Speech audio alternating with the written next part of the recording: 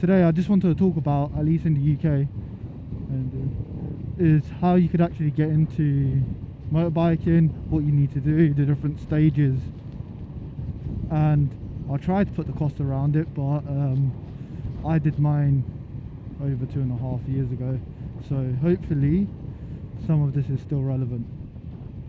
Alright, cool. So the first thing that you do need is a CVT, and you could get a CVT from the age of 16 in the UK, and for that, at the age of 16, you could only ride a 50cc motor. But as soon as you turn 17, you could get a 125, which is a massive difference. But kind of like you're there. And then it goes on to the A2 license, I believe.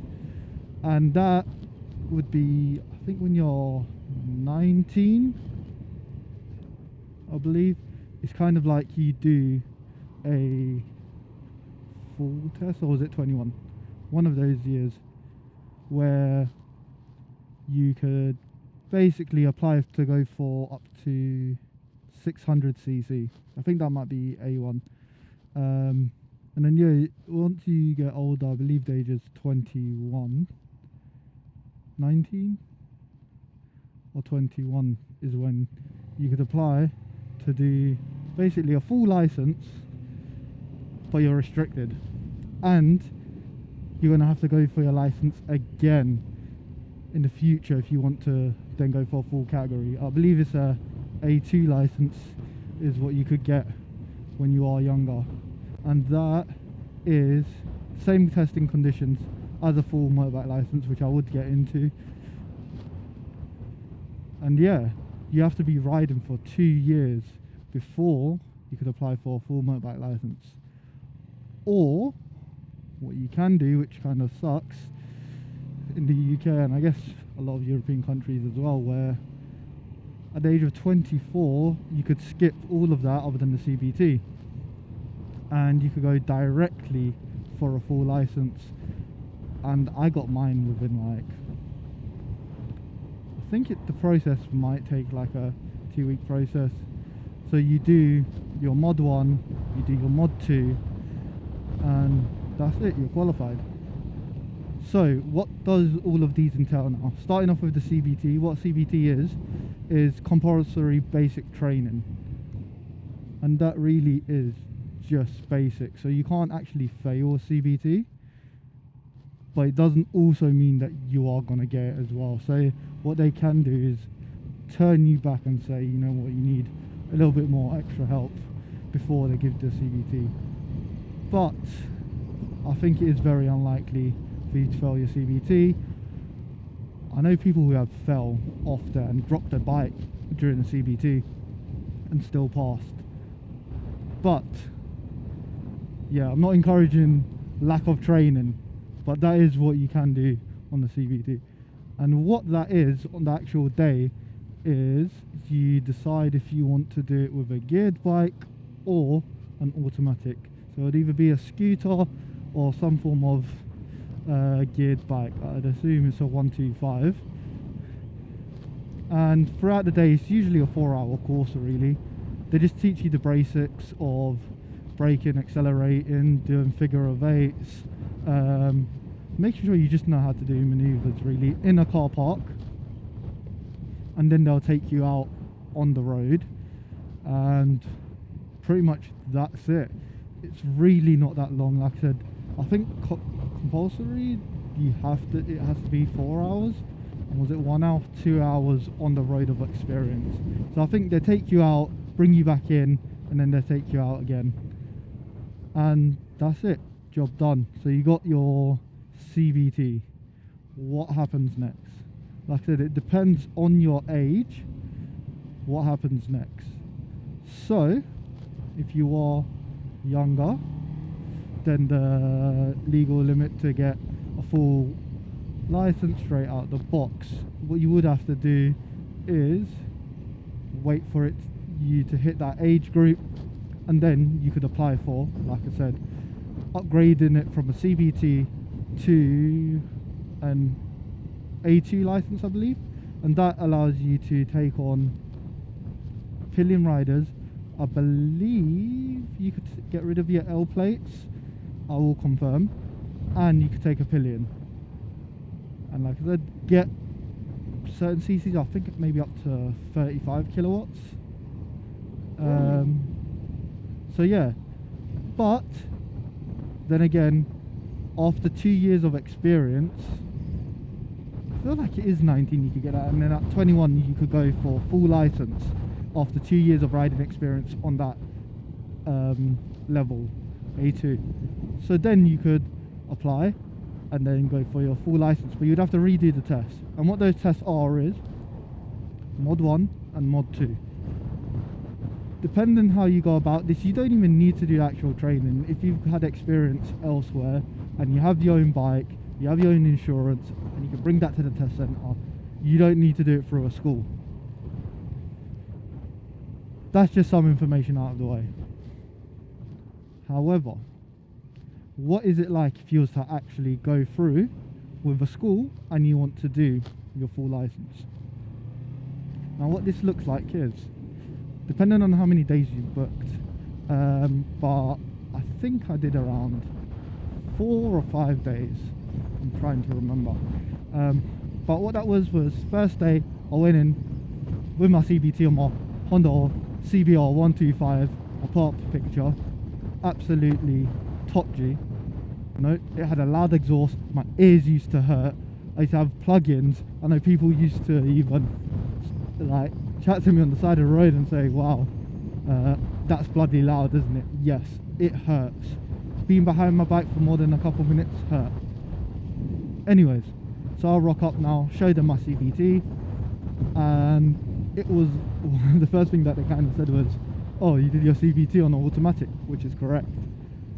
I did that just so I could pass, and I was like, I'll figure out how to ride myself, which to be honest, I don't find the gears complicated at all. I've been driving a car for God knows how many years. It's been 10 years now, I know that, but at that time it must have been like 7 or 8 years, so I was confident in myself.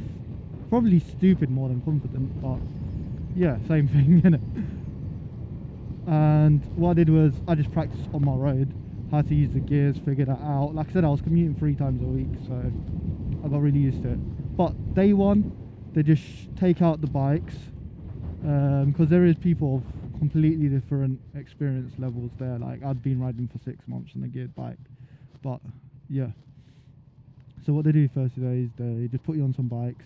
You're in a car park, and you basically just go through some drills that they're teaching you. Pretty simple stuff. I think it's more of just getting used to the 600cc bike itself, because if you just come from a 125, it's completely different power. The clutch, yeah, even the accelerating, like here, that will make a massive difference compared to a 125.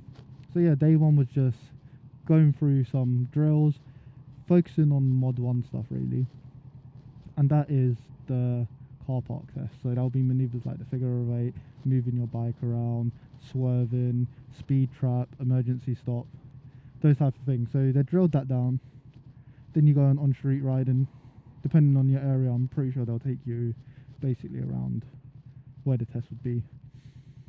Day 2, I feel like, yeah, there was another thing of drilling up same cones, working on different type of maneuvers. So yeah, the first one was more of the coney stuff, figures of 8s, U-turns and stuff, and then day 2 was more of like swerving, which was pretty fun, and then emergency stop as well.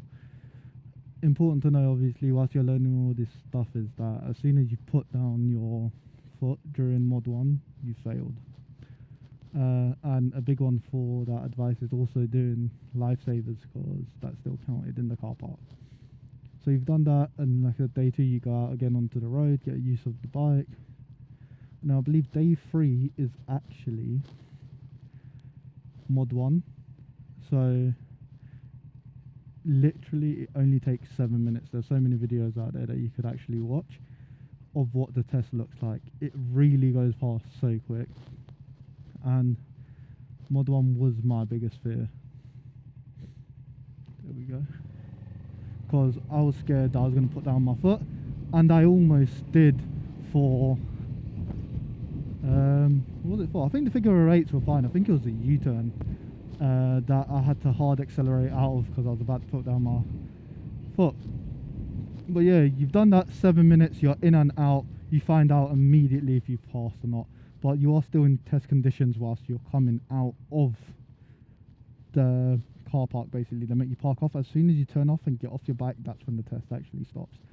So just because you've come out and done all those maneuvers and they tell you to go park up, doesn't mean that the test is actually finished. Done. Congratulations, you've got mod 1. Mod 2 comes about now. Like I said, depending on how many days you've done, this could just be you then following up the next day and going for your mod 2, which is on street riding, which is exactly like a car exam. So for me on my one, the day kind of sucked because it was absolutely pouring down. So I got to my training day, was taking out the bikes, it just started pouring down as soon as I got to my training centre, and we sat there with the instructor. He was like, alright, cool, he's looking at the weather. He said it should ease up in like half an hour or whatever, let's just wait up and then we'll go. So I was like, cool, no problem. Yeah, it didn't stop until we actually had to go to the test centre, so that sucked. Literally with no warm up, just going straight into the test. But then we get to the test now. You show over your provisional license, you give them your CBT. They make you do a quick test whilst you're in the car park, which is, it's a little bit like the one that they do on cars, where it's like, alright, can you show me this function of the bike, such as the horn, the headlights, what should you check before going on a ride, like the chain, the tyres, what should you look out for if you have a pillion, the suspensions and elsewhere, stuff like that. And then, exactly like a car exam, you just go on the road. And now, you can filter. I did not filter throughout the entire test because what's the point of risking something that isn't needed? So I just drove like a car really, and advice that we give, same in your car test, is just over exaggerate every maneuver that you're doing. So if you're doing lifesavers, extreme ones like where you're proper making it obvious that you're checking, making sure, mine was wet conditions, so I had to be 4 seconds away from the car in front. Your stopping distance, make sure that you can like leave a car's gap basically. Yeah, so you've done now. I think there might have been independent riding, but I know for my one there wasn't.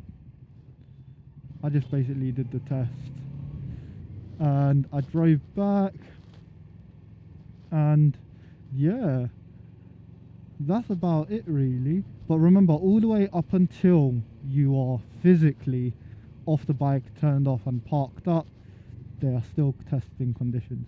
I know like when my test centre was, I'd assume because they had to fill a certain amount of time, I basically just did a loop. So let's say if the test centre was on the right, they made me go all the way down the road, turn right and then come back to that same area basically. So I think the minimum testing requirement is maybe like 40 minutes or so. I could be wrong, but there is a minimum amount of time that you need to be on there. So hopefully after that, congratulations, you have got your motorbike license. You could now go out and pick the first 1000cc that you have found and absolutely smash it. And remember to be a squid. Thank you for watching. Hope you enjoyed this video. If you have any questions on how to get into motorbiking, let me know.